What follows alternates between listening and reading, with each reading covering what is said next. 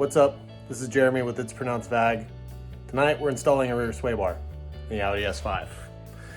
If you're wondering why the hatch is open, it's because I've got this snazzy feature that I could just put my foot underneath and it'll open the back door. For some reason, every time I'm crawling in and out the underneath of the car, it decides it wants to open and close. So I did take the keys out of my pocket, but apparently I didn't move them far enough, and I just don't care that much. So here we go.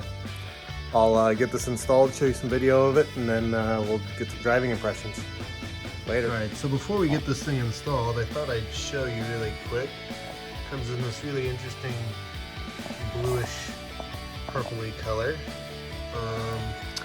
Got the front one in a box also.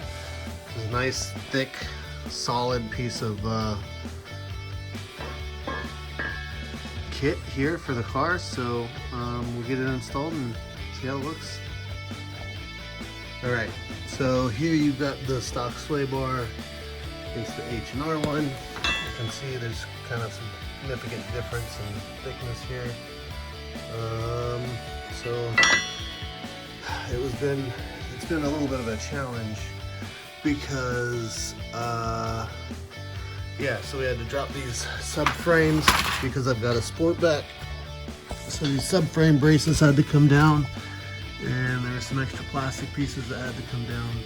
So we're probably a good hour into the install, and we've just finished all the disassembly.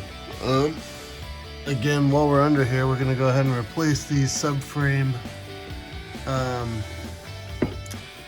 insert thingies here, just because I've got the parts and you got to remove the sway bar to do it, so that'll be fun. Alright, as you can see, this is the 034 rear subframe insert. This is the stock setup, so should offer some increased stability and reduced flex. Alright, so I'm under the car, I'm laying on my back, got a busted finger, but also got the sway bar in, and these nifty 034 front and rear subframe mounts, which were a huge pain in the rear end. If you're gonna change out your sway bar, I guess go ahead and do it. I don't know how much of a difference it will make, I'll tell you, but I'm not going to drive tonight, I'm going to drive tomorrow. And here's the other one. There's the beautiful sway bar, which actually went in place pretty easily compared to how hard it was to get the stock one out. Hope that means I got it installed right. But anyways, driving impressions next. What's up, VAG lovers? Driving impressions. I was able to get away this weekend with my wife, and we did a portion of the North Cascade Loop, which, if you don't know, is a portion of Highway 2 that goes between technically like Monroe, basically in the Seattle area of Washington, all the way through a town called Leavenworth. Then we picked up another highway on 97 to go into Lake Chelan. Lake Chelan's a bunch of just, you know, beautiful wine country. There's a bunch of wineries, a bunch of great driving country roads.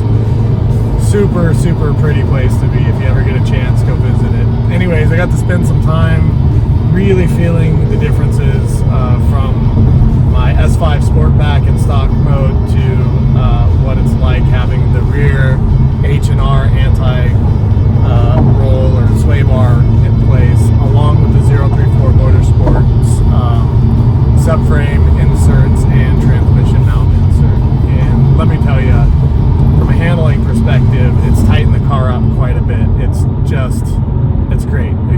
Like I said, you get like this initial feeling that it's almost driving like a rear-wheel drive car. I've got the sport differential on this one, and it kind of even gives you that same feeling coming out of a turn, you know, where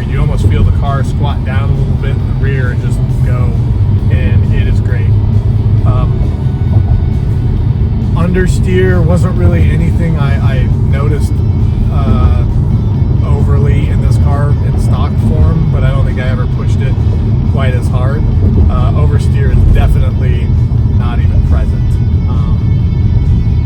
I would imagine if you take it on the track and you're really going fast, maybe you would start to see it, especially since there's a little bit of a difference, you know, because I've only got the rear anti-roll or sway bar in place, and